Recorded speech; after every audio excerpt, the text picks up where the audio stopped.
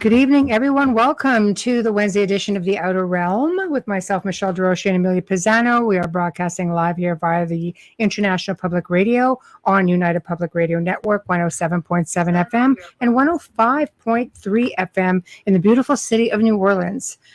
So tonight, another treat. We welcome back Marilynn Hughes to the show. She was so much fun the last time. We're going to be discussing near-death experience, out-of-body experience, astral projection, as well as catching us up on her new books and films and events that she's got going on. So really excited about that. She's really an awesome individual. Honestly, you guys will love her if you haven't caught her on the last show. Anyway, in order to participate in the show, you need to pop on over to YouTube, to the UFO Paranormal Radio and International Public Radio pages. Subscribe, please, and watch for us also on Twitch and on Twitter, and I think all of the networks' Facebook pages. So there's going to be roughly 8 different video platforms you can catch us on. However, we'll see your comments, but we will not be able to comment on anything unless it's in YouTube on UFO Paranormal. You will have to tag Amelia if you want her to respond to you, but otherwise be patient, settle yourselves in, and just get ready for a really awesome segment. So Bubbles, how's it going? Hey, good. How are you? I'm going all right. Just getting organized. Let's see if the internet kicks me off again. Brand new modem. It's like, oh, this is really quick. Oh, we go. Yep, quick on, quick off. I know. It's quick, all right. It's like, what was awesome. That Karate Kid? It's awesome, yeah. Now you see her, now you don't. Gone. I still say blame Joe. It's like having an out-of-body experience. Yeah, just a little bit. Oh my Right God, I off the feel screen. like I'm There we having go. one this week because things are finally starting to open up a little bit. So Hey, this is good. yeah, I know. yeah. I like it. I Yep, like it. me too. We'll see, though. I like it, but I don't, because being in a touristy place, unfortunately, everybody flocks here, which is great. I love to see people getting out and stuff. That's but right. You're in Niagara. unfortunately, that 10-minute ride to the around the corner is going to take me like half an hour because tourists are so laid back and they don't never know where they're going, and you're just like, please. It's the same downtown Toronto, really. It is, but that's all I'm- the time in Toronto. Yeah, I'm not so opposed to, they were talking about limiting the city center access to public transit only. And at first I was like, are you insane? Have you ever gone to the theater down there on a regular night? But then I thought, wow, with the new transits they're putting in from one city to the next, and how you could just come right up right there. As much as I'm going to tell you, I loathe public transit. Anyone who knows me knows I can't stand it. Haven't been on a bus since I was 18. I'm really bad that way. I think it was even older than that for me.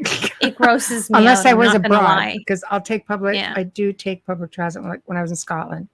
Well, there's that's just so different much when to you're see. traveling. It's Yeah, a different it's story. different. But when I you're in know. your own city, it's like, it's different. Yeah, and for every sure. block is a bus stop in Toronto, so it takes I know. forever, right? So I know. it just, anyways, yeah, I'm not so opposed to it now. After this has been going on, I think it'll be good to keep the city center clear of that and have people be able to just walk, kind of like Times Square. Well, it'd be kind of nice. Yeah. They're still driving there, but it's not as much. But It's just brutal. I laugh But that's when I went to New York. Everybody's like, "Oh my God, have you ever seen roads like this?" Yeah. Pretty sure Not that we different. have. Not that different in Yeah. Toronto. Sorry. Oh my But, God! Try Paris, people. Okay, they're maniacs in Paris too. Are And they have as gas. bad as They have Rome? gas bars like almost on the sidewalk.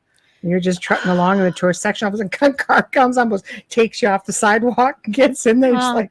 That can Where the hell happen did to you that in come from? Canada with any Tim Hortons coffee Same. coming up, because people Yeah. I've been cut off by many people who just noticed a coffee shop and just almost know. cut me off. You notice that Starbucks people are a little bit calmer, just saying.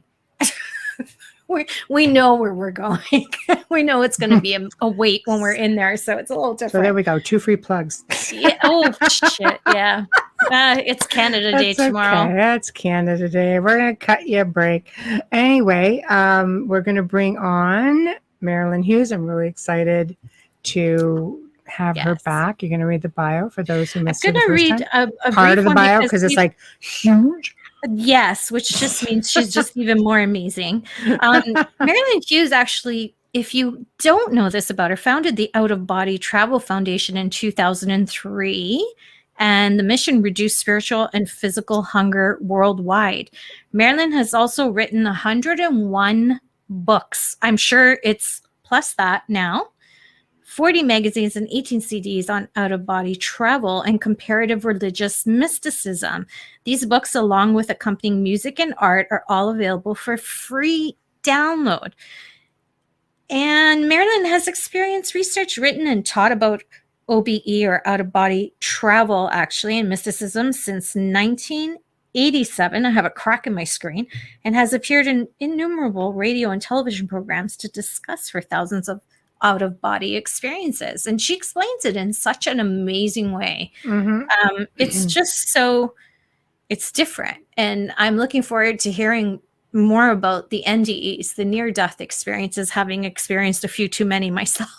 just a few too many, just a few. I know. But yeah, I'm looking forward to seeing her again. I just loved her.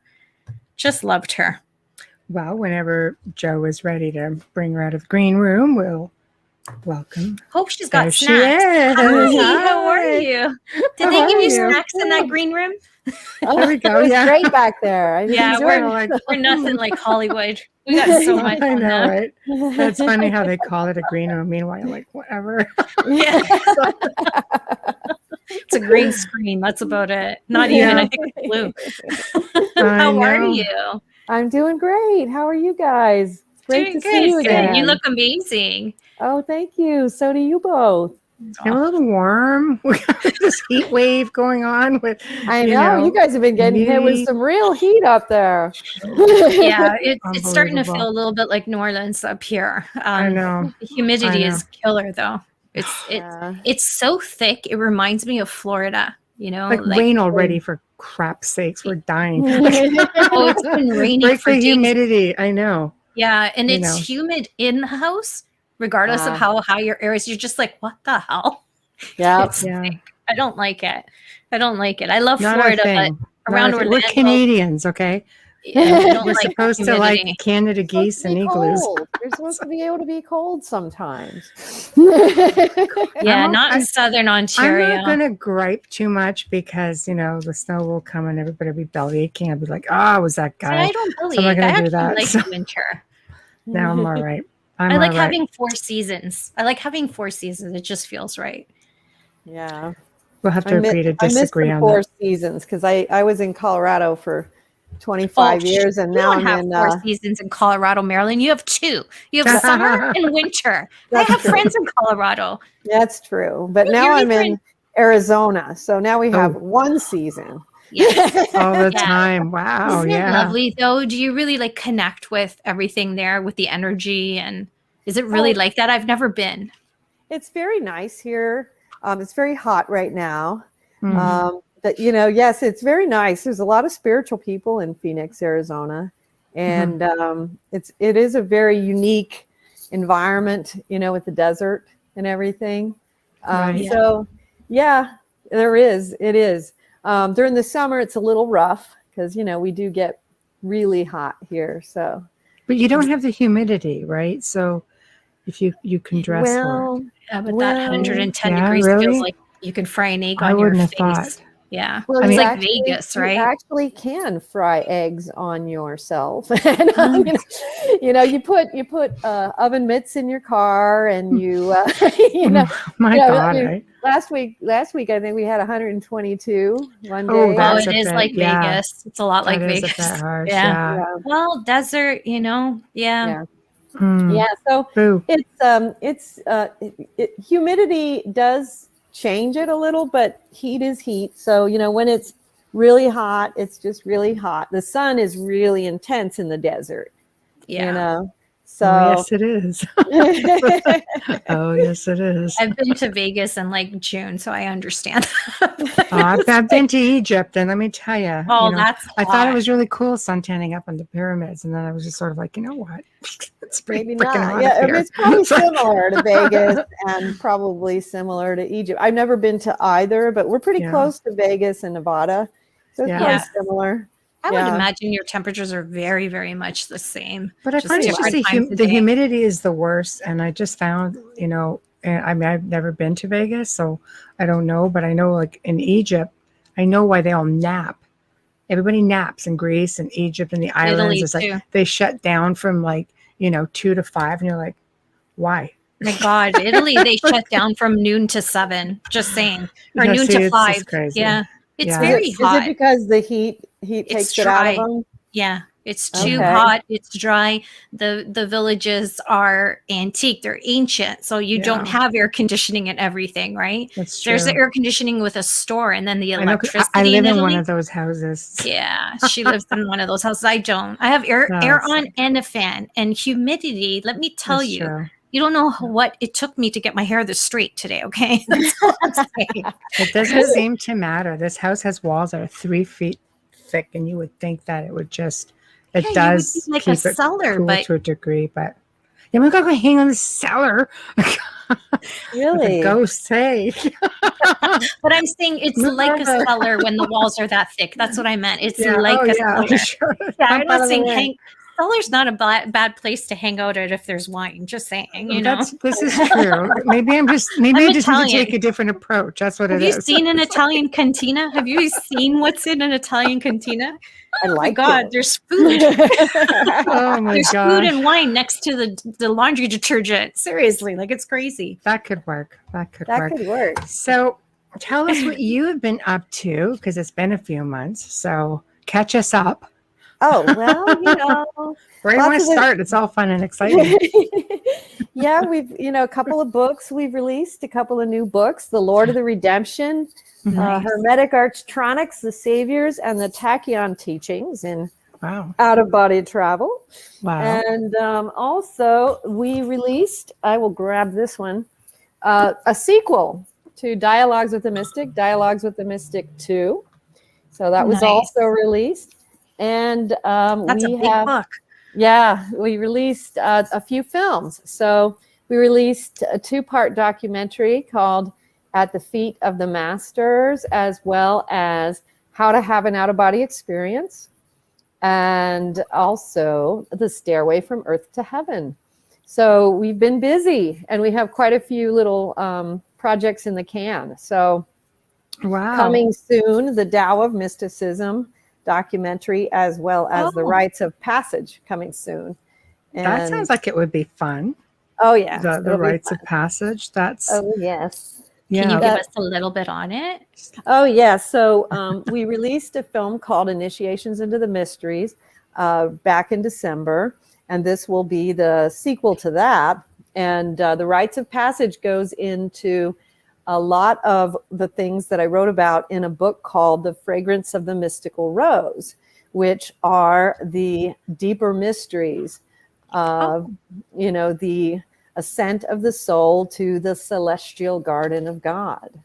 And so this Celestial is, garden, no less. I like that. oh yes, and the enclosed celestial garden of God, the enclosed place where the heart pitter patters to find their beloved, And so this is going to be a really good film. And in fact, we're planning as well. There will be 2 parts to that one as well. Oh, And the producer, Brian Malum from Mysteries Productions, will also be doing part 2 to Initiations into the Mysteries will be coming out as well. So quite a bit in the works, as well as what we've also just got out. We also have put out some in-depth courses that are now available on Udemy. So we have these subjects, and others are covered in, deep, in-depth modules that you can, if you want to go even deeper into the classroom format. on these Wow. subjects. So, Well, you have yeah. been busy. Yeah. Wow. That's exciting. I think people are curious. Can you explain the difference, just for anybody who didn't catch the show? Maybe you could sort of back us up as to how your journey began with this, and maybe explain the differences between an out-of-body experience and an NDE. Because one, I think you can train to do, and the other one's sort of like Just takes you off guard. being an unwilling participant. Sure, I'll explain that first, and then I'll go back. Yeah, so Okay. out-of-body travel there's a great similarity between the two. Near-death experiences occur when people are close to death, and so, or sometimes when people are dead. You know what I mean? So when people are actually clinically dead. And some people will have near-death experiences when they're close to death, or out-of-body experiences when they're close to death. But people have experienced out-of-body travel from time immemorial when they're not close to death. And so this is what we find in the great tradition of the mystics in all world religions throughout time and throughout history and throughout the ages and throughout every culture in the world, of the ability to actually have experiences that are not exactly the same as a near-death experience, but there's a great bunch of similarities, So there are differences because of the nature of the moment. So when someone is at the moment of death, there are certain defining moments because someone is at the moment of death. They may be crossing over. They are often discerning whether they're going to stay or go. And so it is a different kind of moment. So you'll see in the annals of near-death literature, there's a great deal of similarity in those experiences. Dr. Raymond Moody did a lot of work to quantify and show all the different things that we see in those experiences. But we find that when people actually discipline and cultivate and train themselves to experience out-of-body travel, they will go through many of these things in out-of-body experiences as well, maybe not all in one experience, maybe in a series of experiences, but there are many other aspects that they will also go through, because you enter into what I call the purification journey as well, which is very much akin to the reason why we're here. Why we incarnate here on earth is this purification of the soul. And so when we recognize and enter into this thrust, where we recognize that we have to undergo purification of our karmic elements, of our virtues and vices, of the things that we understand, the things we misunderstand, misperceive, those things that we do understand, the things that we understand only imperfectly. Then we begin this acceleration that completely transforms and alters our journey here, and can literally it can change it can change the nature of where we're going and how fast we're going to get there, by literally by eons and by because what you're doing is, it's like if you have a child and they don't understand that they have to go to kindergarten, and then they have to go through school, and they have to go and sometime get through 12th grade, and they have to graduate from high school. They don't know that. So they never enter into kindergarten, let's say. But if at some point they realize that, oh, this is what I need to do in order to begin the journey, the physical, earthly, educational journey. And all of a sudden, you have this scattered little child, and all of a sudden, You see? I like her sound effects. I'm not the only one. I like Just that. saying. I thought we were going to do charades there for a minute when the Yeah, hands were but going. I'm like, like, so I do that all the time. So I'm getting you good here. It's okay. Love it. So the same thing happens spiritually is Right. that, many of us, we kind of like wander around kind of aimlessly spiritually until we have this moment where we recognize, oh, we are here for this purification journey.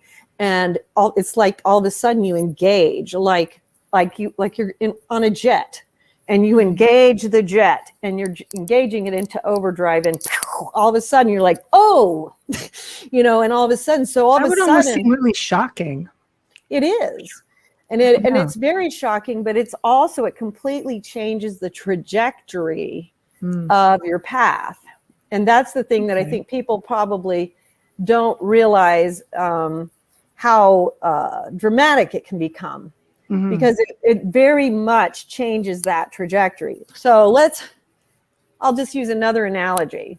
I'll try to, which is, so let's say if you're going through life and let's say you're riding a bike. Right. Okay. But let's say, and when riding the bike, you're just kind of doing the mass retain. You're just kind of following the grounded rules of existence, and you're just not that aware of what's going on spiritually. But then all of a sudden, awakening happens. That might be comparable when that change occurs, when you hit that, going into the purification journey, to all of a sudden now you're flying an F-16. So you're not riding your little tricycle, No, they're really booking it now. Yeah. So you passed Air Force One. Yeah. Yeah. It completely changes and alters what's possible for your soul. Right. You see, and this is what it's hard to get it across to people, how catastrophically mind and life altering engaging into the true spiritual path can become for them. Right. So, I mean, if somebody wants to think about having an out-of-body experience, I mean, some people will go get ayahuasca, some people, DMT. Oh, seriously, I DMT have no comment on that. Like, what are you going to do with people? This is like a movement now, though, like psychedelics and DMT. And somebody asked me once, you want to try DMT? I'm like, what's that? It's so greeny. What is that? Oh, well, this is this and this and this. You should try it. I'm like, no, how does it make you feel? Yeah, I'm all for like, like trying to connect with, but properly. Yeah. So they're like, well, you feel like you have no control at first. Oh, so I'm stoned is what you're saying. No, I think I'm all right. Yeah, I think I could do without that. Yeah. Right. So it's like, no, I don't like that feeling of not being in control. So without shortcuts, if someone is thinking of having an OBE, what can they expect and how should they do it? Well, I'm really happy that now we were able to release the documentary film on how to have an out-of-body experience, because it's really easy, because people just go to the website at outofbodytravel.org and flip over to our YouTube channel and watch the film, because it's going to lay it out for you, for one. I can't wait. Yeah, it's right there. I'm leaving now. No. Like literally, or just like literally going to open another tab. I'm excited. The thing about this is, and and I have several books as well that you can use alongside that film: Come to Wisdom's Door, The Mysteries of the Redemption, and Astral Projection Made Easy. But the thing about this is that there is a way to do this very naturally. And it's always better to cultivate the path naturally. And the reason why is because it's a natural gift. It's not this is not something that we are actually ironically learning to do. And let me explain that, okay? Because a lot of people think, how do I learn how to do this? And it's like, well, let me give you a new perspective on this, because everyone does this already. Okay, now we're all going to panic. Okay. No reason to panic. No reason to panic. So what we all forget is that at night when we're sleeping, the angels are working on our souls at night. This type of activity is already in play. We're just not consciously aware of it. So what we are learning to do is to become conscious of it. So it's a different process than people think. We're not learning to do something new. We're learning to become conscious of something that's already in play. And so one of the things, ironically, the next book that I will be working on outlining to adapt for film is called The Primordial Seed. And this book talks about the circular movement of the prayers of the angels from heaven to earth, and how if we want to experience out-of-body travel, we have to learn to enter into that continual prayer of the hours that the angels do naturally. And I won't go into a whole bunch of detail because that'll get us off course here for right now. But that's okay. Right. But the reason why this is important is because that's what we're doing. There is a cycle that occurs day and night within the human body, mind, and spirit. And the angels and the celestial hierarchies are already working on our souls at night.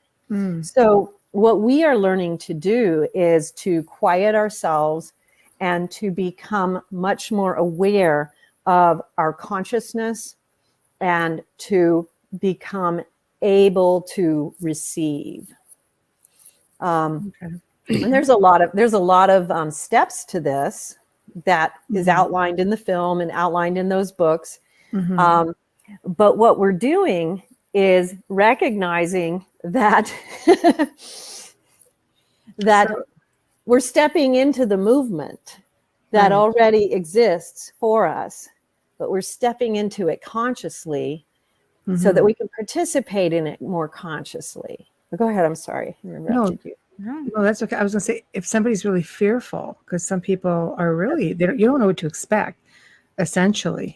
There's a lot out there where, misinformation, where it's like, oh no, you can get your astral cord cut. Don't be careful, lower lying entities. And so once you are able to establish that, okay, I can leave, I know how to leave, what can people expect? Is there precautions that they should take? Is there, Yeah. She does. That's why she's got 110 books. Yeah.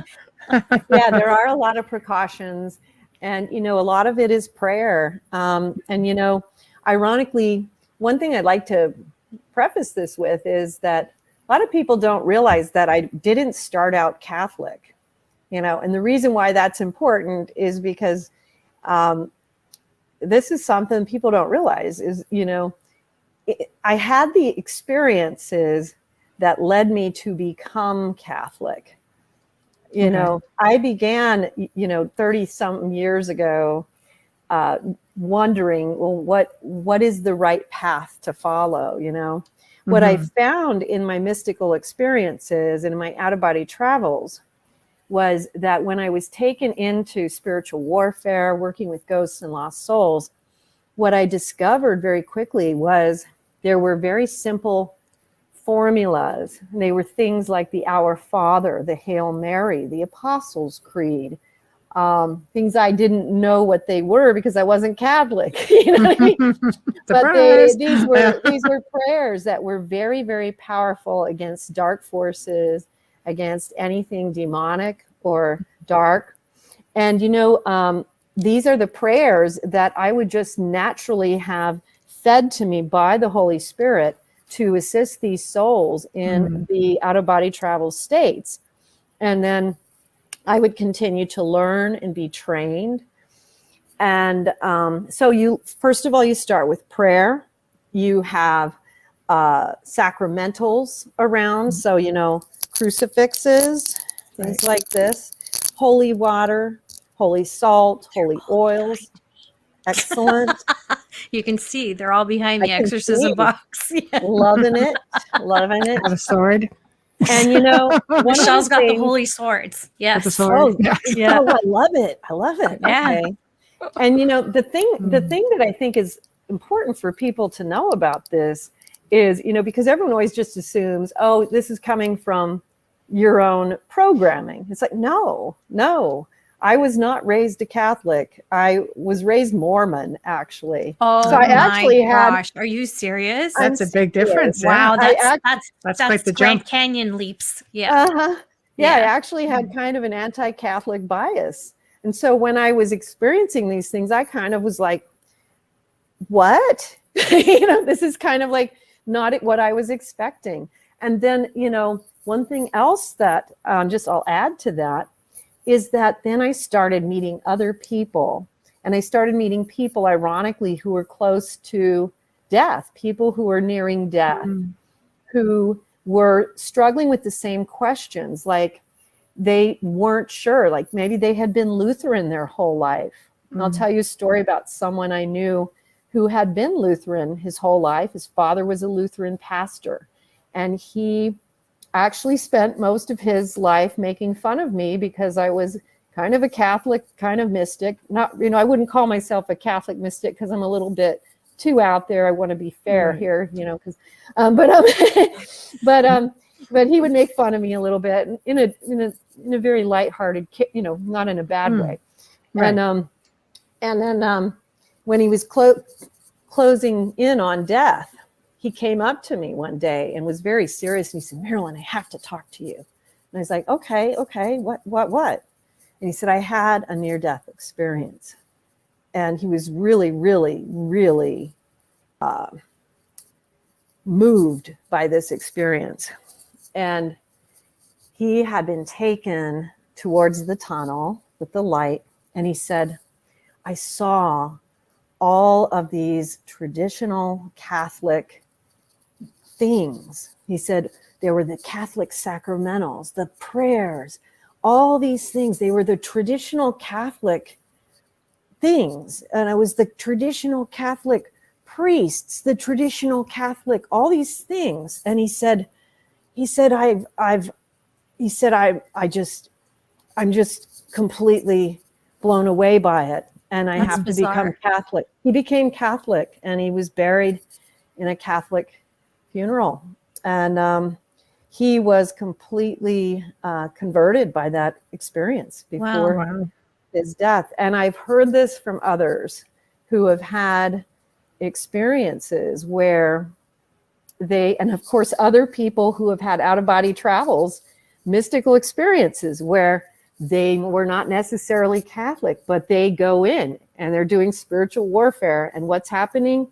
They're reciting the Apostles' Creed or the Hail Mary. You know, they might be Buddhist and they're doing spiritual warfare with these things, the Lord's Prayer. And so what I'm trying to say is, for those who might say, oh, this is just your own programming, I'm telling you that this is happening. No, it wasn't my programming. And there are a lot of people who it wasn't their programming either. So yes, that might be the case for some where maybe they were Catholic before this happened, but there are a lot of people where that wasn't the case. And so in my case, I became Catholic as a result of the experiences that I had that led me in that direction. And so that's an important understanding of the order of how things occurred rather than, That's very interesting because you don't usually hear that, you know, and we always say prayer is power of words and intention. Right. Exactly. Yeah, it's interesting that you said that because I was raised Roman Catholic and I've had NDEs and my experiences have been completely different than anyone's I hear. Yeah, mine are really different. It's funny how the first time you're just like so in awe. The second time it's like, okay, this is looking familiar. The third time you're like, okay, when is it going to stop? Pick a door, you know. But Can I phone a friend? Right? Can I call Michelle? Can I call Michelle? She'll reel me back in because I'm squirreling even on the other side. But no, it's just interesting. I really want to read your book because of that. I want to read about other people's experiences. When you've experienced it, you're so curious to know what other people, you know, have gone through. And like anybody, is that real? I mean, yeah, I talk to dead people, I do different things, but that was completely bizarre to me. Like, it's just so surreal and so beautiful. I'm not saying it wasn't. It was very beautiful, but I didn't see any of that. I did have a connection with my mom who passed away in the last one because she actually sent me back. Good for her. So, she knew you had stuff to do. That's what moms do. Yeah, send you back. Listening, still not listening. No, exactly. But yeah, if it ever happens again, Michelle, I'm calling. I'm just saying. But I'm gonna phone a friend. The funny thing is, every time it's happened, I've been in a hospital. That's the funny part. I've been surrounded by doctors and nurses every time it's happened. Yeah. So I really want to learn about was that common to hear that they had these experiences in a Catholic way or in a prayer way? Did they experience a lot of dark forces on that side? Because I didn't. So, well, you know, it's interesting because I was always very interested in that because for the same reasons, you know. So I've studied a lot of different people's experiences, and from what I understood, I did some research on like people who had near-death experiences of heaven and hell. And there was a particular cardiologist, I think his name was Dr. Maurice Rawlings, who did research into this because he was a cardiologist and he, you know, resuscitated a lot of people. And what he had said was that in his experience, that he had about 50-50, that about half had negative experiences and the other half had positive experiences. Right. And then when you read about the people who, excuse me, had the negative experiences, what seems to be a clear message throughout those is that the moment people call out for help or pray, that Christ or another assistance of some kind, an angelic assistance, arrives almost instantaneously. And I know that in my own experiences in the out-of-body travel state, in terms of when I'm working with souls, what I have definitely seen as well is that the moment a soul sends out a call for help, it's instant. That help is sent. And so I find that very fascinating. That and is fascinating. I think it shows a side of God and his mercy that is really fascinating and beautiful, you know, and also reminiscent. Especially if you're not following, you know, I mean, what would an atheist do? Well, yeah. And, you know, it's interesting too, because the near-death experiences of atheists are very varied. They're very wide, you know. So I think that goes to show us as well that only God knows the heart of a soul, you know, because I've heard beautiful experiences from people who are atheists. I've also, you know, I've helped a lot of souls who cross over with their afterlife experiences, and I've seen entirely different journeys. And so I believe that what that tells us is that, you know, God understands what the underlying elements are, and he understands the heart of every soul. And so I don't think anything like that is cut and dry. I think it's a much bigger question.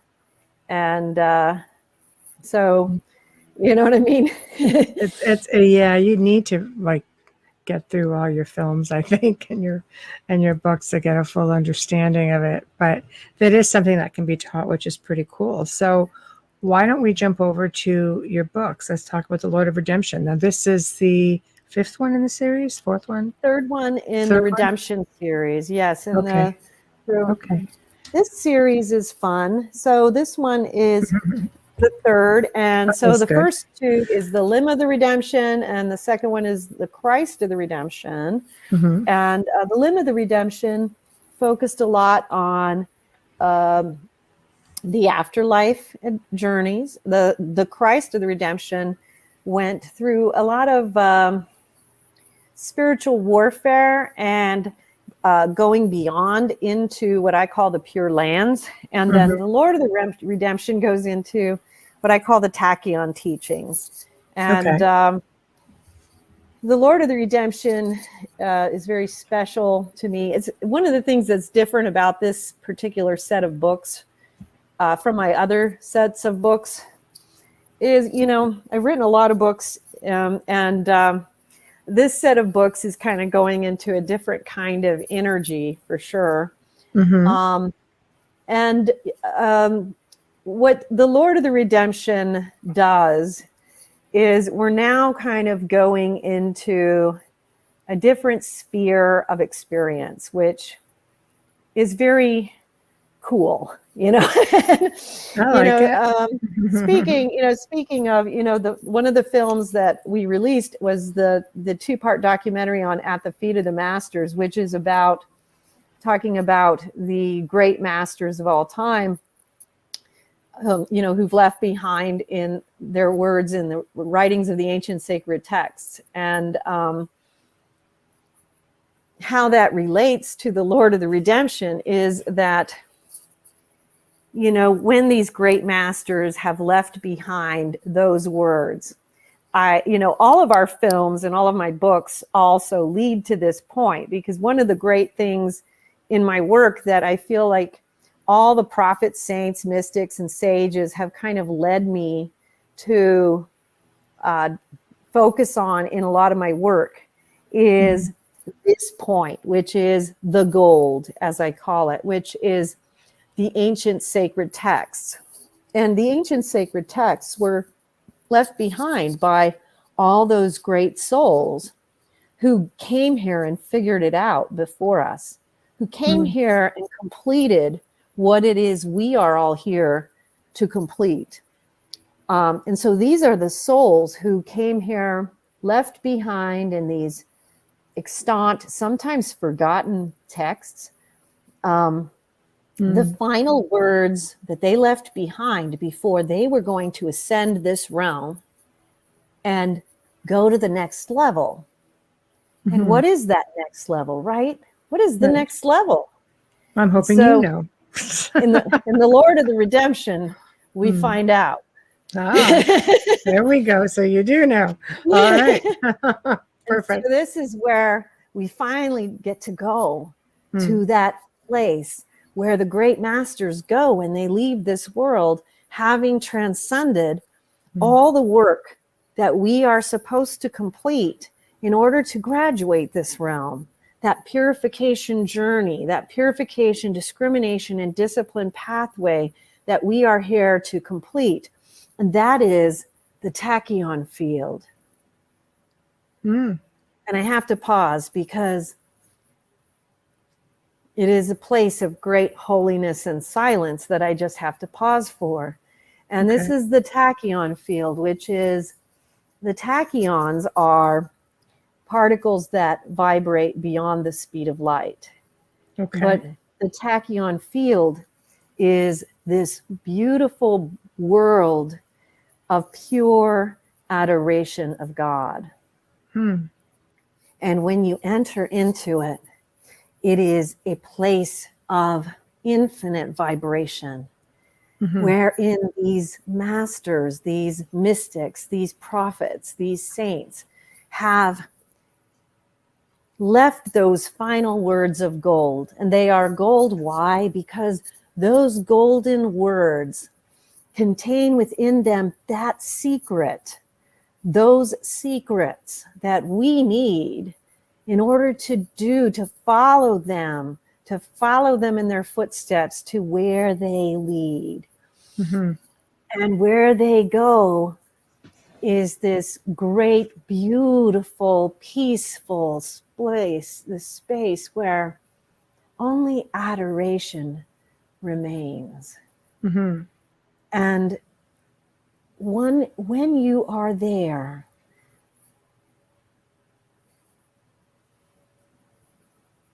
there just aren't any words for it. Right. And once you've been there, you never want to leave, and you never want to you never want to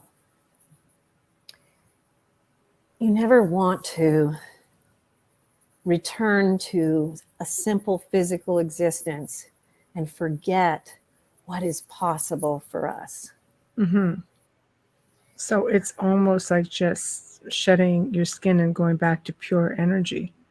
It is, and it is that and much more, because Right. we are It's like moving purity. into these places. Yes, it is, and we're moving into these places where we are going to lose the ability to explain them in words, because they are pure vibration.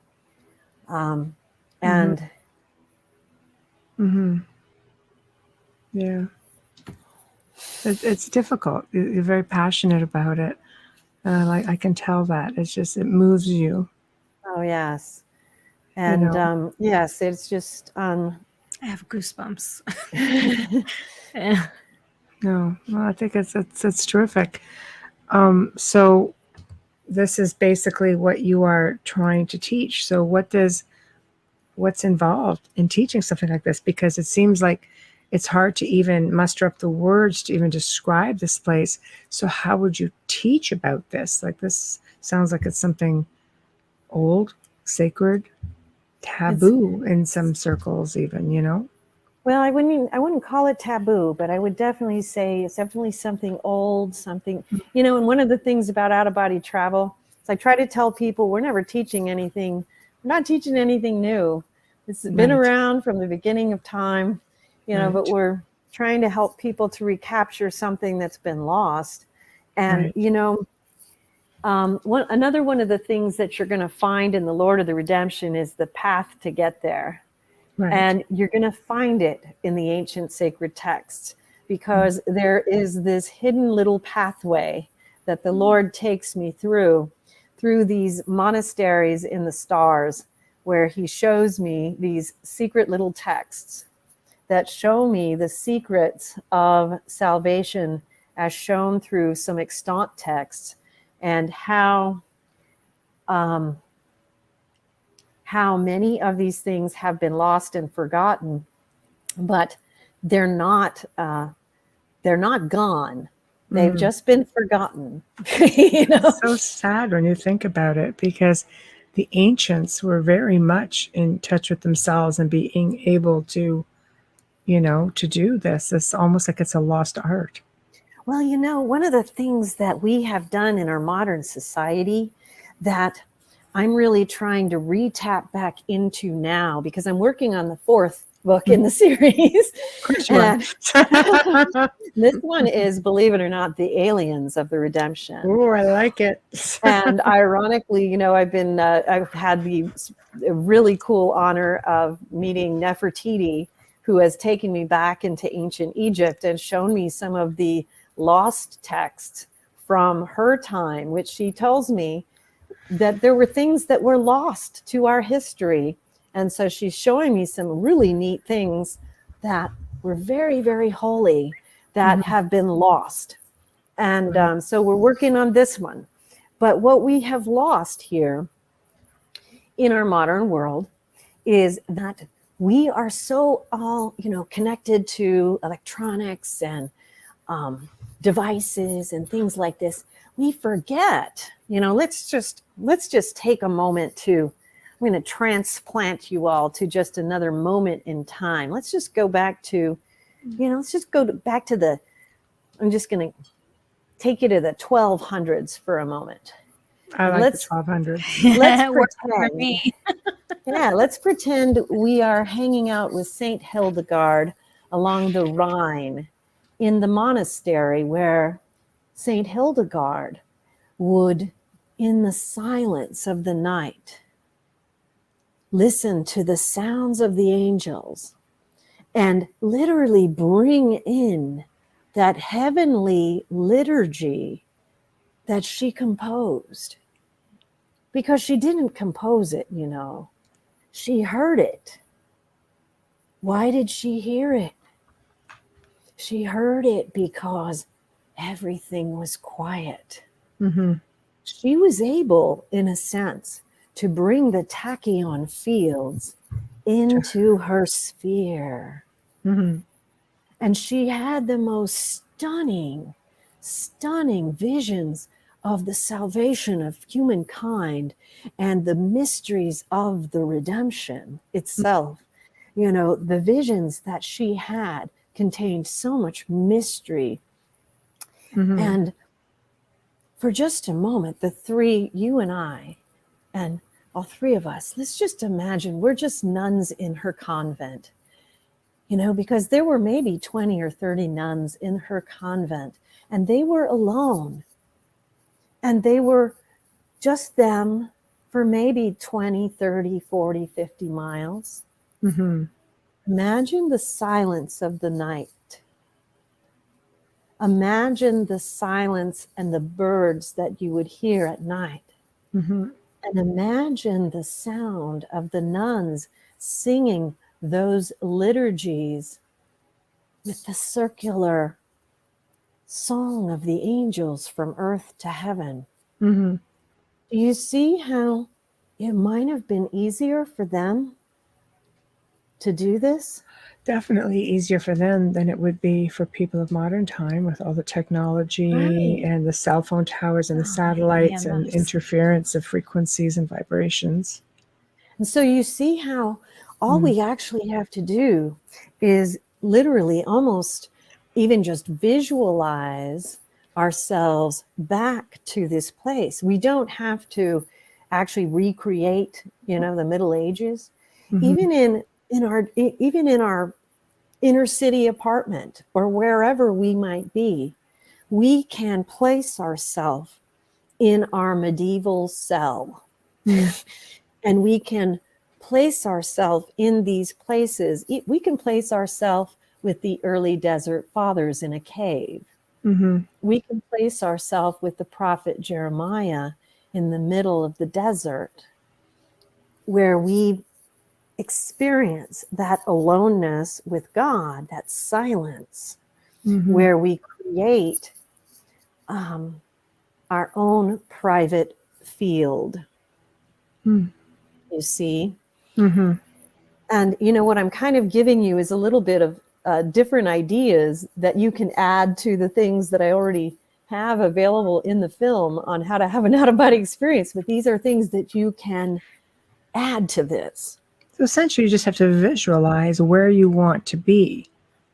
Well, that's And part of it, yes. And then right. there's many other steps, and these other steps will be laid out for you in the films, which I think, but what I'm trying to get people to take a look at is how can you bring the world of heaven closer to you? Bring it back into your reality, because we actually push heaven away from us, you see, Mm-hmm. with our noise. And so how do we bring it back? Mm-hmm. Amelia, It's you had a question. difficult. I You had a do. question from chat? I do. Actually, I have a statement and a question from the same person, MJ, who's a guest. And thank you for sharing with us. Right. MJ wrote, as a product of the Catholic residential school system, I got ambivalent about anything Catholic, anything religious at a very young age. I will say, however, that St. Michael's Prayer is my comfort. That I feel for you right now. Honestly, it's terrible. Mm-hmm. MJ asks, is there a link from sleep paralysis to flying dreams to OBEs? Are they different versions of the same thing? Yes. And St. Michael's Prayer is also very powerful in the out-of-body travel state. And yes, ironically, I was discussing this with someone else recently, that sleep paralysis is really a part of the out-of-body travel disconnection process. And I think it's, for some reason, I think people have wanted to identify it as a medical separate condition. It's really just a state of consciousness. Mm-hmm. And when you go into sleep paralysis, a lot of times you're either already in the vibrational state or really close to it. When you get into the vibrational state, you often will be in a state of sleep paralysis, and that's when you're ready to start with separating from your physical form. Mm. So the sleep paralysis is part of the separating from the physical body, actually. Mm-hmm. So there's a whole series of stages that will go through, that I go through every one of them and explain that the sleep paralysis is right there in the vibrational state section. That's normal part of right when you're about to either roll out, will yourself out, or do it another way. Mm-hmm. And so that's actually right there. And yes, lucid dreaming is usually something that occurs like usually a little bit before you're going to start having more conscious out-of-body experiences. It's something that comes before. All of these things are all part and parcel of that awakening process that's leading towards that fully conscious out-of-body experience. So yes, they are. And also, you're not alone in that. There's a lot of people who had bad experiences with the Catholic Church and with other churches and other religions. I've heard about it in a lot of different experiences, and that's not unusual at all. And you can find a way to separate the experiences that you've had that were negative from the actual truths that are essential for your journey. One of the things that I try to get people to understand is that people, just like everything else, people run churches. And, our Lord Jesus is not responsible for the mistakes of the fallible human beings that. So essentially it's believe in the deity, or just not so much the fan club of the corporation, sort of like the that. establishment. Well, there is value to the church and its hierarchies, and its existence is valuable and it has purpose. It's imperfect. You know what I mean? It's imperfect, just like every human being is imperfect. I wrote a book called Near-Death and Out-of-Body Experiences of the Prophets, Saints, Mystics, and Sages in World Religions. And part of the purpose of that book was to take people away from the religions and take them to the birth points of those religions, which was the revelations that brought them into being, which were out-of-body experiences for the most part, to help people to understand that these religions were born of out-of-body experiences, revelations, moments, these big blasts of energy that came to Earth.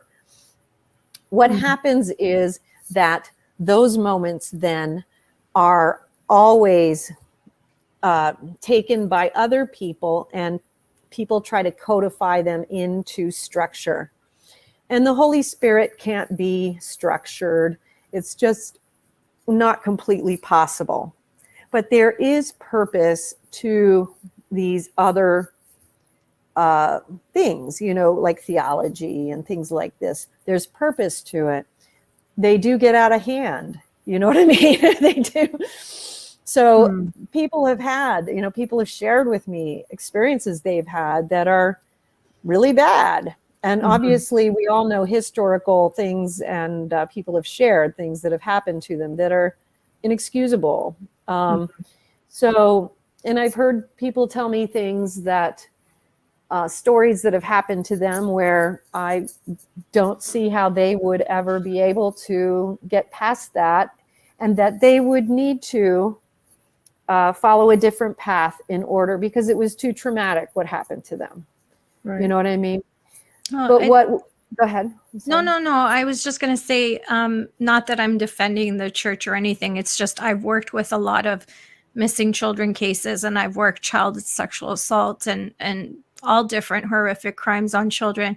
And I always say, and I'm not defending the church, because we have it in our school system, we have it in our coaches, we have it in our teachers of dance, of soccer, of whatever. Pedophiles and child molesters will find a way to get closer to the victim.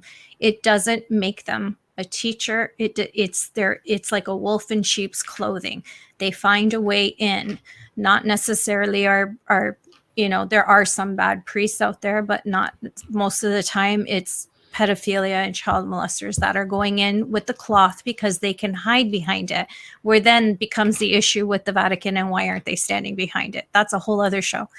But I always say that. I just, wanted to make it clear, because then you have to look at the actual numbers versus how many thousands and thousands of priests are very holy priests. And then, and we also it's not see, in Boston.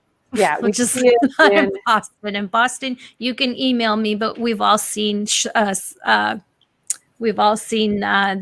film on Spotlight, and that was horrific. Yeah, it was. But there's good and bad in everything, right? Evil finds its way everywhere. Right. Can I just read MJ's comment again? I can get past, because it pertains to your answer. I can get past the demonic part of the sleep paralysis and make myself calmer now. But now I will try to let myself truly go. Thank you. Oh, okay. Well, let me just clarify. So what he's saying is, sleep paralysis in and of itself is a normal part of the separating process. There is a separate type of sleep paralysis that does have demonic causes. So if he's experiencing something that has demonic ties to it, that is very different. And so that would be a whole different ball game there. And so the fact that he believes that it is demonic, I'm going to give him the benefit of the doubt that it probably is, because most people can tell that. There are demonic oppressions that occur, and people can usually tell very quickly because they know. It's very intuitive. You know what's happening. I've experienced it. Yeah. Me too. Yes. Yeah. And many people have. So that's a very different thing. Now, if you're experiencing something like that, you're going to want to handle that very differently. And, definitely send me an email at Marilynn, Marillynn, Hughes, Hughes, at outofbodytravel.org. And we can try to take this apart a little bit more in depth so we can try to help you out more. But what you're going to want to be doing is looking more at the spiritual warfare aspect of it then. Because if you're just dealing with the normal sleep paralysis that comes with separating from the body, that's very different than a demonic oppression. Now, there is a book that I have in the Mystic Knowledge series. It's called Spiritual Warfare, Angels and Demons. And you can download that. Like, all my books are available for download for free. If you go to outofbodytravel.org and go to Out of Body Books, go to the Mystic Knowledge series and download that book. And there's also one called Ghosts and Lost Souls. Both of those books will help a lot in identifying what type of oppression you might be dealing with. And that's a good place for us to start. But I would really like you to email me so that we can try to identify it. And I would not encourage you in that particular instance to just follow through with it. I would go a completely different route. And I would also, when you are experiencing this, I would have you recite the Our Father prayer. And I would also have you do the first stanza repeatedly, which is, Our Father, who art in heaven, hallowed be thy name. Thy kingdom come, thy will be done on earth as it is in heaven. That part, you do that repeatedly. That is one of the most powerful parts of the prayer. It is an exorcism prayer in the out-of-body travel state. Also, repeat over and over again, Christ crucified. Christ crucified. These are things that actually cause the skin of demons to burn. Those are things I would start immediately, but I would not be pushing forward if you're feeling that there is demonic oppression at all. I would absolutely be wanting to do a lot more discernment first to find out what's going on. Well, MJ says, not anymore. I have learned and prayed, and it's not a bad thing anymore. Thank you. I pray, smudge, and have learned over time. Just said thank you again. Well, thank you for sharing that with us. Yeah, that's very helpful. And I'm sure all of those things will help others who are listening as well. Exactly. So thank you for sharing those details. Very helpful. Yeah. Oh, excellent. So then let's get back to the book, because you have a whole bunch of things you want to say about that. So you made mention that you had parallels within salvation history of ancient sacred texts throughout the world. Yes. Stage is yours. Well, one of the things that when we talked about the ancient sacred texts that I was shown and taken through, and it's kind of one of those things where I think it'll be more powerful if you read through and go through the texts themselves. But what I discovered and was shown was that there were other texts that were not just from Catholicism and not just from Christianity, but went to ancient Buddhism and ancient Hinduism that showed that there were these parallel paths of salvation in Christ that I hadn't known about. And they were very extant and very unknown, but by most. Maybe some others have heard of these. Let me see if I marked this.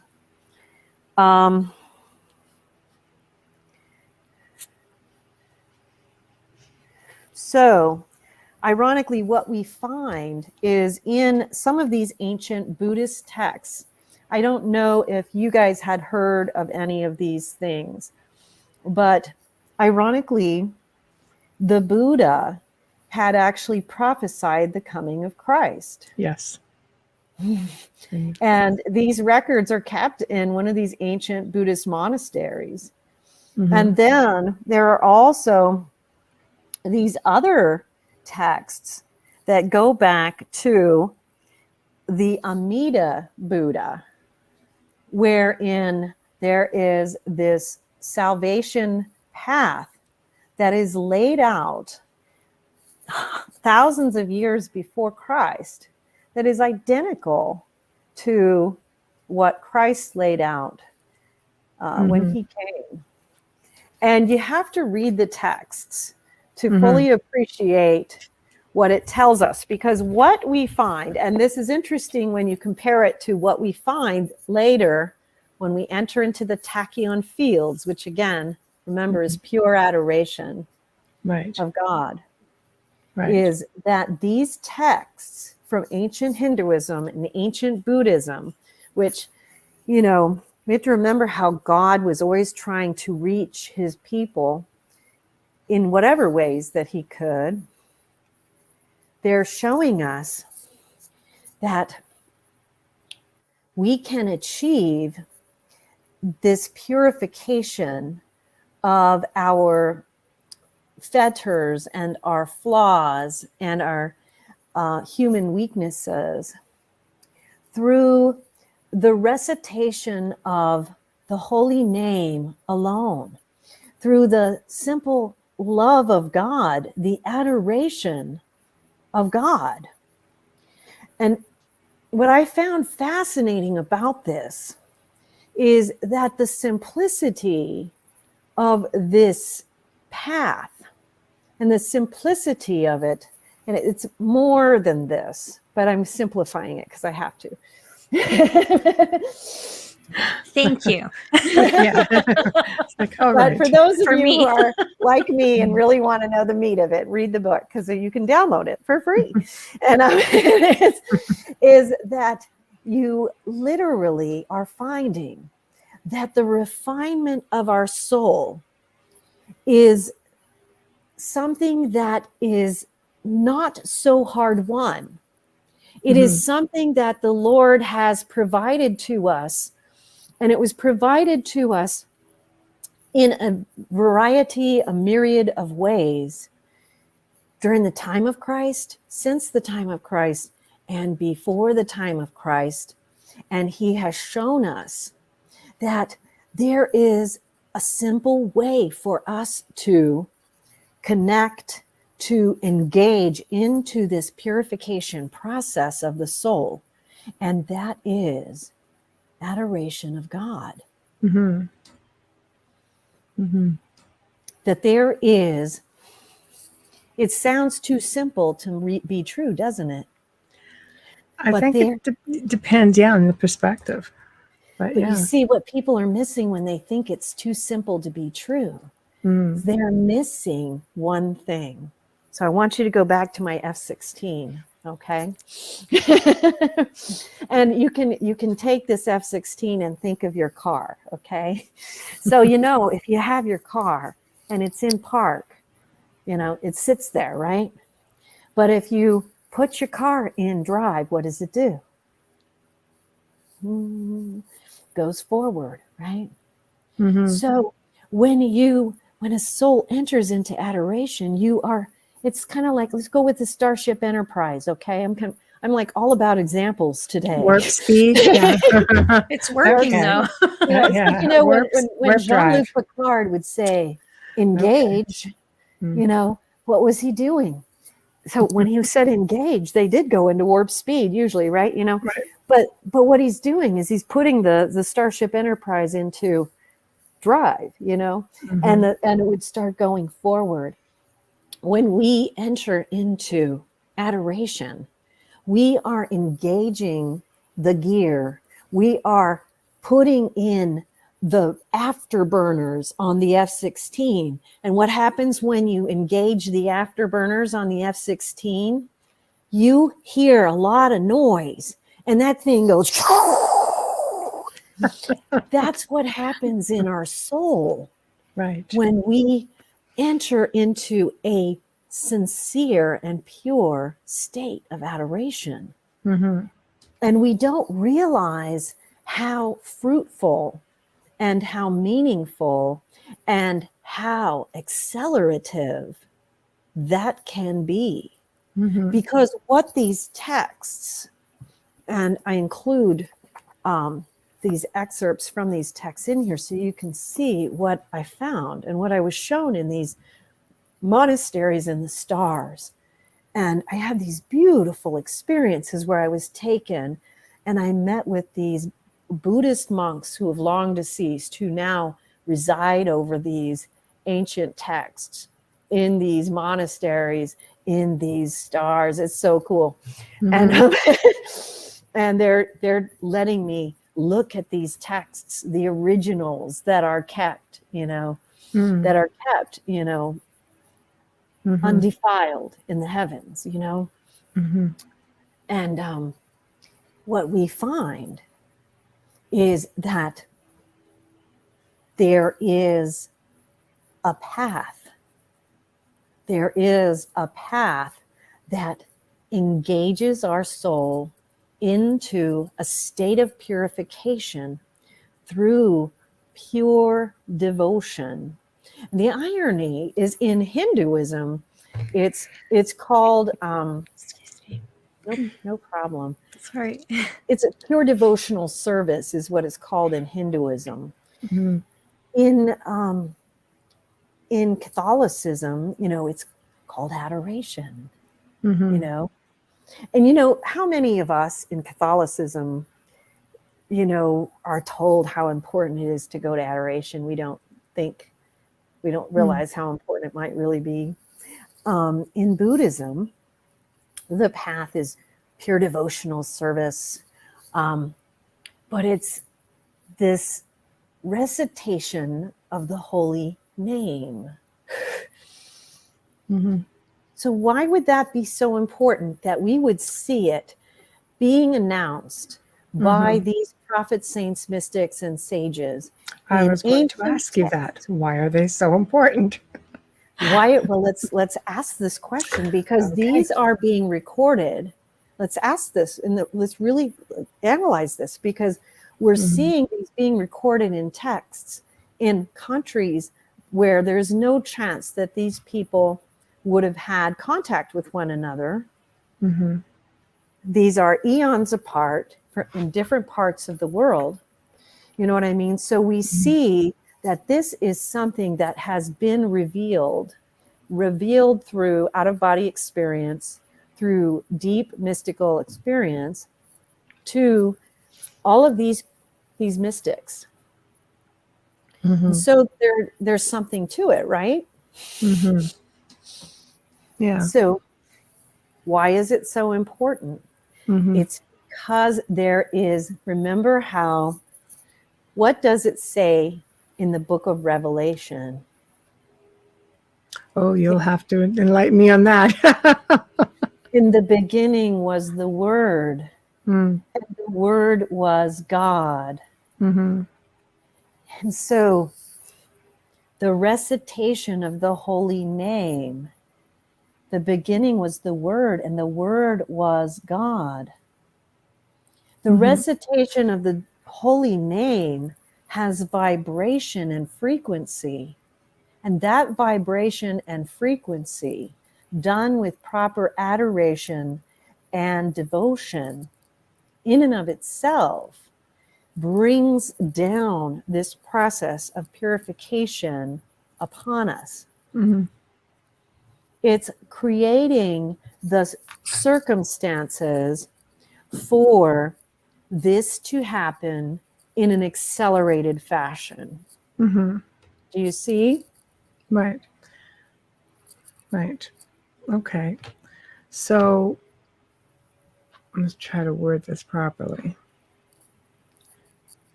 To be able to achieve this, I would think you would pretty much have to be at complete peace with yourself. And I think it'd probably be advantageous to have a really strong core belief system. I would say the opposite. Really? And let me tell you why. Because you're talking about like beyond this level of where everybody can reach. It's almost like, taking some jet fuel and just keeping yourself up a little higher. Right? So, okay. I would say it's the opposite, and this is why. Because to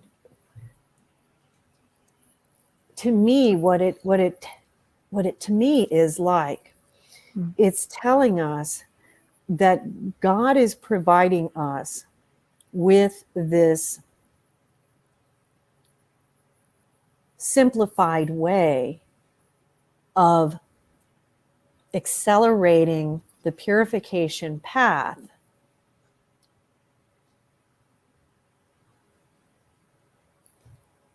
despite how not at peace we might be with ourselves. Right. Okay. Because we are able to engage that path. We are able to engage that adoration, that devotion, regardless of our interior state. Mm-hmm. We are able to do that regardless of where we might be in that path. Right. It's a profound gift, because it's like, instead of asking us to take this path like the long road, it's saying, here, you just start here and you just enter into the vibration, and I'm going to give you the accelerated version. I'm going to move you from here to here, instead of you having to go step, step, step, step, step, step, step, step, step.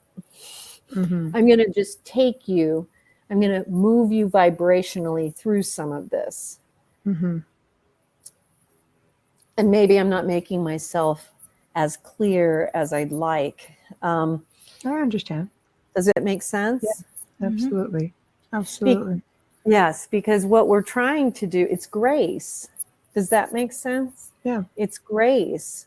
And so, like when you enter into confession and you're coming out of confession and you're receiving grace for that, and you know that you're going to utilize that grace to help you to overcome whatever fetters, whatever vices, whatever things you're struggling with. And what this is telling us is that adoration itself is an accelerant.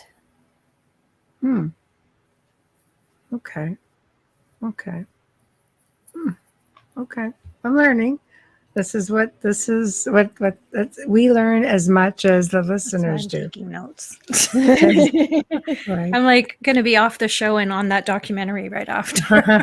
Well, and I So, highly recommend that, because everything I'm telling you is a plus, a bonus to the documentary. The documentary is going to start you with all the other details that you want to take everything I'm telling you here and add it to it. Okay. It's great because there's a lot of validation in there for me too, which is important for, I think, a lot of people when they go through experiences like that. Spiritual Oh, I'm glad to hear experiences that. can be so confusing. Yeah, and they scary. can be. Yeah, they can be. They can be. And they can be confusing, and sometimes they're hard to discern. Sometimes they're hard to interpret, depending on what you're having. You know what I mean? And so, absolutely. Absolutely. and Michael, yeah, you're right. Adoration is the most humble gift to give to God. Thank you for Yes. hasn't come up on my screen yet. Yeah, that's okay, because my computer screen is like, Well, so, you know, No, but it came up as you were saying it. Mine, for some reason, is like a minute behind Michelle, which is, well, maybe it's because you're closer to New Orleans than I am. I don't know, maybe. well, Michael, that's an excellent statement, because that is, he hit it on the head. Right. Because it is when we engage in humility itself, that is when we touch the heart of God. That's when God is then able to touch us. And so when he says what he said, which is adoration is a humble act to God, that is exactly right. Right. That is when we are able to engage into the humility that actually opens that door. Because humility is the key for all of us. Humility before God. And there is such a majesty in our Creator. And in the tachyon fields, there is this majestic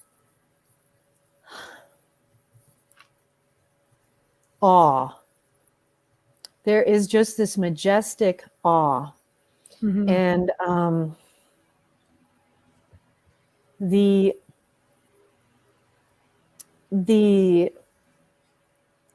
honor and the level achieved by those masters is something so splendid to see, something so honorable to see, something so beautiful to witness. Just watching, just being so honored and humbled to watch and observe, and being allowed to watch them in their adoration of the great majesty of God is a teaching moment for us. And for it was for me, in a way.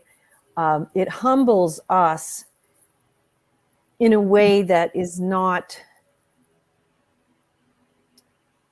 you can't put it in words. Because when you think of the tachyon fields, you can compare it a little bit to when you think of the children at Fatima or at Garabandal, and how they were just entranced in awe, staring at our Blessed Mother. And this is similar, but even that is not quite the comparison of what you would see with the masters in awe of their God. Mm-hmm. And it's so vibrational because everything there is frequency. So this world is not physical in the way that we are here, that this awe is different and beyond what we can experience here. Mm-hmm. But it is So what do you make of, I mean, there are many mediums that claim to be able to connect with the ascended masters like on a regular basis. Do you think that it's easy for them to do this, or do they actually have to make their way over to the tachyon field to be able to have any real experience with them? What do you say to people who say, oh, I talk to them all the time? well, I'm smiling for a reason. I'm just I'm curious. I'm curious because, you know, I have met people that claim to be able to do this, and I don't know if we're talking two different sets of masters here, or if this is a real thing. Because I'm not one of those people that can do that, so I have to ask while we're on the topic. well, the experiences that I have had, you know, when I meet a great master, or when I've met with Saint Michael, these are very holy and awe-inspiring moments, and they're not things that you just conjure up or that you're just allowed to do because you want to. These are things that are granted to you. So in my experience, it doesn't work that way. So I can't really speak for other people. I can only speak that my experience is such that when you're talking about that of the profoundly holy, it doesn't work that way. And so I would never, and I have talked to people who say those things, and it just doesn't feel authentic to me. I know that in my experience, when I am taken to see someone of such a stature, there is a certain protocol to it. And there is a great deal of, you know, it's not like a casual thing. It's very, very, and there's usually a very specific purpose to it as well. And of course, like I said, I can't speak for other people's experience because we all have different purposes and so, different abilities. Yeah, absolutely. Yeah, Absolutely. but generally, from what I, you know, there are different hierarchies, different ways, and you know, there are boundaries between the worlds that are kept in play for a reason. And so there would be, it wouldn't be quite that simple, is what I would say. Right. Okay. Yeah. Okay. No, I thought I'd ask because it's a thing apparently. So I you know. well, and if you're brought up Catholic, you're also brought up to feel and believe that they don't have free will, and if you need them, you can call on them, especially Michael. So that's a tough one. I know it's hard to understand, and then there's people who work with them as well. But I feel that those people were chosen by them. That's just my opinion. They're chosen by the absolutely pray to them and all that and stuff like that, and they are absolutely there. And yes, there are many mysteries that none of us can explain in terms of many different kinds of gifts. But I think it is important for all of us to be discerning about that, and to understand that these types of contacts are not given just haphazardly. So be discerning about it. You know what I mean? Mm-hmm. There are boundaries to the different realms, and there are it's not just and part of the reason for that too is that there are these vibrational differences between us and these different spheres. And what you'll experience is that when you try to enter into a sphere that is higher than your own vibrational capacity, you feel like you're being crushed because you can't go where you're not compatible. And so part of the reason it's not so simple is because you have to be trained and you have to undergo the vibrational raisings, the vibrational trainings and stuff so that you can go higher. But then you also go through a lot of rites of passage, initiations into the mysteries and things, because you have to be found. You're tried, you're tested. You know what I mean? In a lot of different ways. It's not overnight the way we think, but you can call on them for help. In my belief. But sorry. No, sorry, you go ahead and finish. No, I was just going to say the whole communication thing, I totally believe is a higher frequency. I agree with you in the training in the years. And you know, I have a deep connection with Archangel Michael and Padre Pio for me. And I always have for years, like my whole life, you know.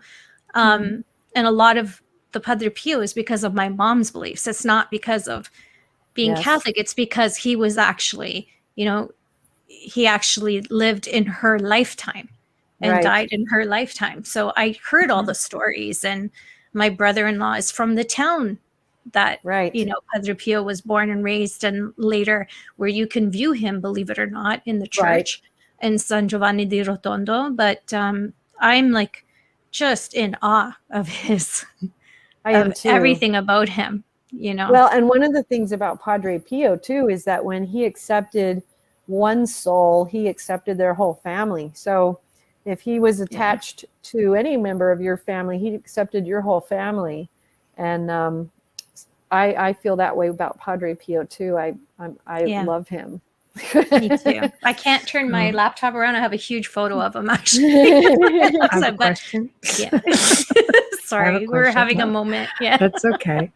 So I understand that we have to, I guess, sort of evolve to the point where we can go up to all these levels and you're tested. But is that not based on your soul in this lifetime as you're being reminded on how to go through this process, this progression? Some souls are very old and they probably can do this with their eyes closed. I think we're limited by the physical more than anything. So what about those old souls? Like, do they just get tested with every lifetime, in your opinion? Or do they just get there and say, get out of my way, I know what I'm doing?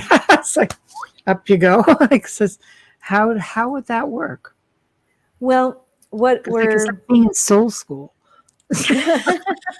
You know, can you imagine? I know. Well, the age of the soul doesn't necessarily, I mean, we can be old souls, but still, you know, I mean, a lot of us have been around a long time, but we just have a lot of karmic issues that we just keep recycling with. So that would hinder you then from. Yeah, you can be around a long time and just still be doing the same thing over and over again. Narcissist. Sorry. Purge that garbage then to be able to. Yeah, basically, you know, I mean, there's a real simple way to quantify if you're incarnate on the earth. This is a mortal realm, which means you came in because you have karmic purification to undergo, which means we're all here for the same reason. So, yes. So it's real simple. We're here. So that means we have karmic purification to undergo. And so we have soul purification to undergo in order to pass through this realm. And many of us, regardless of how many times we've been here, we're here because we haven't completed the tasks at hand. And that can have to do with vices. It can have to do with soul issues. It can have to do with other relationship issues that we have with other souls. It can have to do with issues that we have with things that God wishes us to complete or accomplish in a lifetime on earth. It can have to do with groupings of souls that we need to accomplish something with. It can have to do with service that we need to achieve. It can have to do with things that we agree to help other souls do, things like this. But it's all real simple. It comes down to purification. Right. So we incarnate here. It means that we need to undergo soul purification. It comes down to the vices and the virtues. And we have to start the process of examining the vices within ourselves and then comparing those to the virtues and start the rooting out. And for those who want to start the process, you know, the first book I recommend is The Mysteries of the Redemption, a treatise on out-of-body travel and mysticism. And it gets people going and understanding, how do you start this journey? How do you begin it and get it going and really get into the journey heavy duty? Because, you know, we can all get real caught up in, well, where am I on this? It's like, well, it's real simple. If you're incarnate here, this is what you're here to do. And then it's just a matter of figuring out the details of, okay, well, what is my particular thing that I need to purify? What are the things that I need to overcome? And then, you know, then we take a look at, okay, so we have these ancient sacred texts, and these are written by those souls that came and overcame and did finish. And these are the ones that show us the great jewels, the great gold that tells us, well, what are the secrets that are going to help us to finish here and get past this realm, this mortal realm, so that we can move on to the next path, the next step in our evolutionary path. So we can simplify it that way, you know. You just answered MJ's question. That's good. I was going to say, I'm pretty sure we got that now. Yeah, now this I understand, but why again? Why still? Right when you were explaining it, I'm like, I'm not ignoring you, MJ. She's going to get to it right now. That was perfect timing. What was his question? Why again? Why still? For the being, you know, reincarnated, constantly coming back, and you just explained it all. Well, and you know, there's another thing I would recommend for those who are interested in understanding that, which is there was this amazing mystic. He lived from 1910 to 2002. His name was Francisco Candido Javier. And he wrote a series of, well, he wrote a bunch of books, like 400 books, but he wrote a series of books that were 12 of them that are in English now. He was a Brazilian mystic. And the first one is called Nosso Lar. And they put it into a film called Astral City. And this is something you can watch. I think you can rent it or watch it on YouTube. It might be free on YouTube. I don't know for sure. But if not, you can rent it. And this is a beautiful explanation of our afterlife journey. But the 12 books, and it's, I think it's the Andre Luis series or something like this, but there's 12 volumes in it, and explains beautifully by Francisco Candido Javier, which is Xavier. And Nosso Lar is Nosso and then LAR, separate word. If you're interested in understanding, you know, the reincarnation concepts and how and why we go back and forth, this is an excellent series of books explaining why we reincarnate, what we're doing, and what we need to do and why, and all these different little configurations. He did a brilliant job of doing that. He was a very unique mystic, very unique work in that I don't think I've seen any other mystic cover this subject so well. And so I would recommend that to people as well. But a lot of people really find the mysteries of the redemption is what really helps them pivot and get, right on that purification path to get started. And so I would recommend that too. But a lot of you are going to really find the film, How to Have an Out-of-Body Experience, really helpful. And you just go to outofbodytravel.org and go to our YouTube channel and you'll find it there. And it's, I think it's really going to help a lot of you get started. Absolutely. And there's a bunch of other films there too now that you can go from there to the grand phases of the soul, which will lay out the purification, discrimination, and discipline journey. And then the stairway from earth to heaven, which talks about these ancient sacred texts and the prophets, saints, mystics, and sages, and then at the feet of the masters and initiations into the mysteries. And then, we'll have the new ones coming too. And that'll get you all going. The Tao of Mysticism will be coming out in the next month or so. And that is going to be on how to become a deeper mystic. So that'll be our follow-up to how to have an out-of-body experience. Okay. So we have time for one more question. Thank you. Yeah. Michael asked, he came in a little bit late. When you have an outer body experience, is there other beings prevalent? I didn't want to ignore it. Yeah. Sure. Yes, there are. And not every single time. And, generally in your first experiences, there may or may not be. It just depends. Sometimes you might have a spiritual guide or an angelic being around, and sometimes you may be alone in the first, few experiences. But generally, as you progress, there will be many beings around, and you'll have a lot of spiritual teachers, you'll have angelic guardians, and you will find it'll be very populated.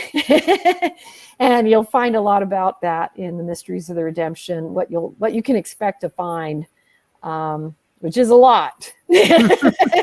Sounds like it. Yes. Yes. Wow. There is a lot too that you can expect for sure.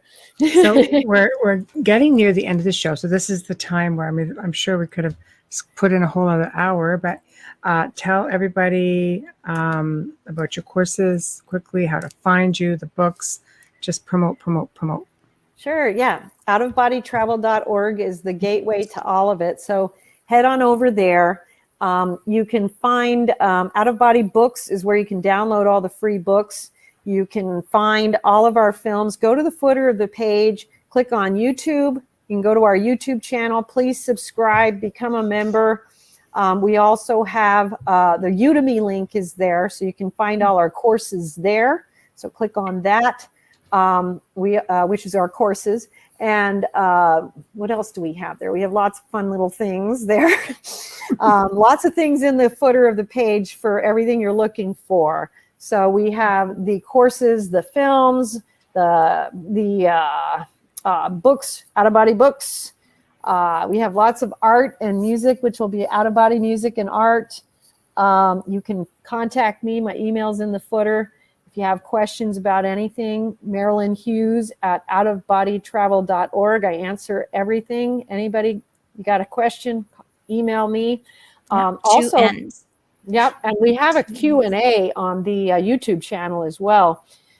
So we have lots of questions and answers. People love that. We do live streams as well, so you can get in on that. And if you have questions, definitely send them to me because I'll put them up on our live Q&A on the channel. And we'll do live answers. So lots of fun things there, and love to hear from everyone because the more we hear from each other and the more we get to know each other, the more fun things we come up with to help each other. Absolutely. Well so said. It's fantastic to get, it's always great to meet and greet and get to know one another. There's always fruits that come from that, and I love it. So I absolutely agree. Yeah. I absolutely agree, and it's just what keeps the world in a nice positive frequency, people. Yes, yeah. Raise that vibration. That's right, positive vibes. Get up there a little bit faster. So, but thank you again for joining us. It's just always so informative. I just love to just hear you explain everything because it's just at a point where you don't even really have to ask a question because I think you covered it all. Well, and I love talking to you too. I love being Thank on with you. you guys. So thanks for having me again. Thank you. Oh, it's a Thank you pleasure. for being here and sharing with Yeah, us. it was our pleasure. So thank you. I have to sign off before I get my butt whooped. Not in a pleasant way either, I have a feeling. So, so thank you again. And we'll be in touch. And let me know when the alien book is done. Oh, I will. Aliens I of will Redemption, 'cause definitely. that might be a little bit of a different twist. It probably So, will be. I think we're going in a different direction. It'll be fun. I know. I like it. I like it. Anything that the listeners could basically say, wow, I never thought about that. So we aim to please. So thank you very much. Thank you. And we will be in touch, and you let me know when that's ready, and we'll do this Okay. again. Awesome. All right. Good Thank night. you. Good night. Thank you very much. Thank you, Marilyn. Take care. You too. Okay, guys, thank you. We've come to the end of another awesome segment. Thank you to everybody who tuned in. Special guest Marilynn Hughes, producer Joe Montaldo. And please remember to stop by the International Public Radio and UFO Paranormal Radio YouTube channels. Subscribe. Head on over to Facebook, Instagram. Find us on the Outer Realm. Show us a little bit of love. If you need to get a hold of us, please, the Outer Realm Contact at gmail.com. The Outer Realm Contact at gmail.com. Join us tomorrow evening as we welcome Cheryl and Linda Costa to the show for the very first time. We will be discussing UAP, UFO disclosures and their analysis of sightings, et cetera, because there's a lot of et ceteras. So you will not want to miss that show. These ladies just pretty much are versed in everything on the topic. So have a wonderful evening. We'll see you tomorrow night.